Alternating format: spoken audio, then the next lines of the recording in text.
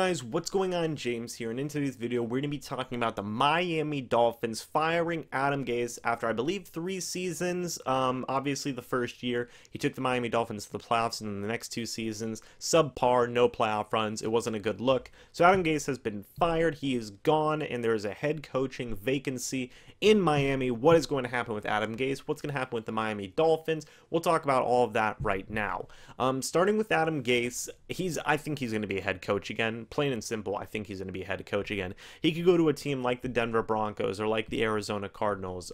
The majority of teams that have head coaching openings right now want to interview Adam Gase. So I feel that, that's pretty much a closed case. He's probably going to be a head coach again. He'll probably go to a team that formerly had a defensive coach and now wants to change to an offensive coach. So that's what I think is going to happen with Adam Gase. I don't think it's fully his fault in some certain situations. His quarterback situation was really murky. He had Ryan Tannehill and Jay Cutler. Ryan Tannehill was getting banged up every other week. Jay Cutler also had his fair share of injuries the 1 year he played for Miami. So, I feel that Adam Gase still can do some good things for another team, but I feel that he would also need to have a solid quarterback situation to do any type of good, which isn't always the best. But moving on to the Miami Dolphins, what are they going to end up doing? I think they're going to go for a defensive-minded coach. Me personally, try and get away from that offensive side of the ball, because the offense looks pretty decent right now, all things considered. At the running back, you have Kalen Ballage. You also have Kenyon Drake. Those are 2 really good running backs. I specifically like Kenyon Drake. I don't know why Adam Gase did not use him a lot this year. That was kind of criminal in my opinion.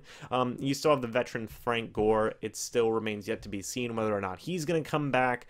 But he very well easily could. It's just kind of a waiting game for him.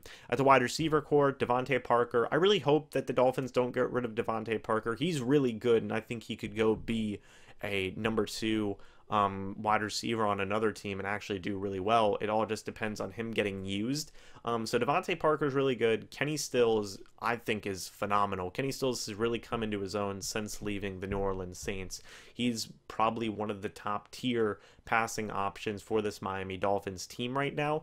And you also got to factor in guys like Danny Amendola, Albert Wilson. I know they just signed really big contracts, but they're very good in their own rights as well. So in terms of skilled players, the Dolphins aren't bad off. They have a really nice situation going on the offensive line. It does need some work, but all in all, it's not that bad either. You just have to make a couple of tweaks here and there on the offensive side of the ball. Quarterback's a big question. Ryan Tannehill, apparently the Dolphins are ready to move on from him. I don't know what's going to happen with Ryan Tannehill. I do know that it is really hard to get a replacement for a quarterback in this upcoming offseason. One of the main reasons Jameis Winston's going to be coming back. That isn't to say there aren't options out there. There's still Dwayne Haskins in the draft, who's pretty much going to be the number 1 quarterback now in this upcoming draft. I could see him going to the Miami Dolphins. I could see them trying to make a stab at Teddy Bridgewater, trying to sign him. If he does go into free agency, the Saints decide not to re-sign him. Those would probably be the 2 top quarterback options for this Miami Dolphins team. They have a ton of money to do it as well, so I think one of those guys could end up being a quarterback for them.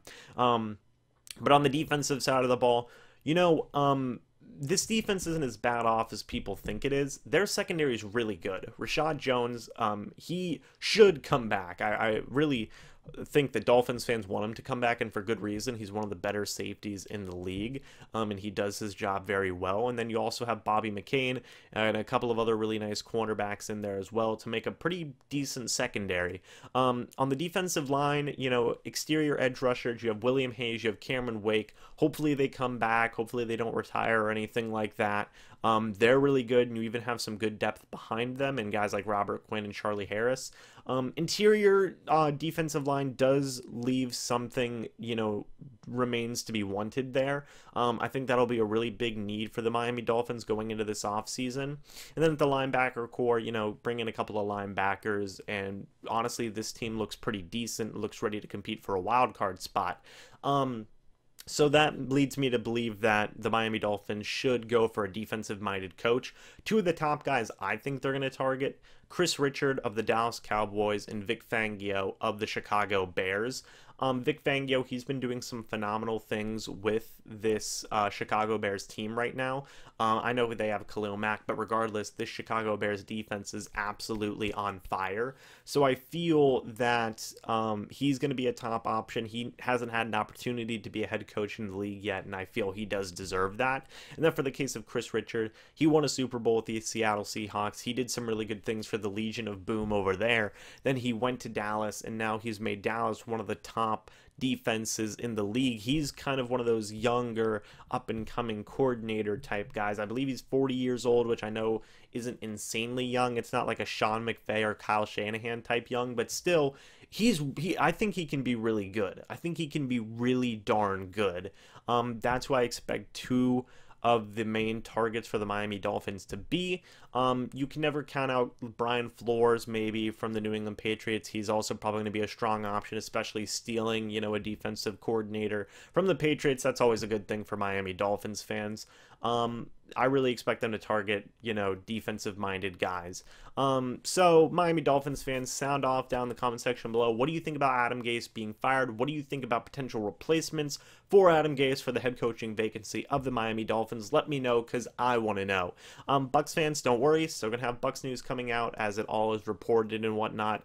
You know, going to be a very busy time this offseason. But anyway, guys, thank you so much for watching. Hope you all enjoyed. And as always, I'll see you in the next video or the next live stream. But until then, and as always, goodbye for now, and go Bucs.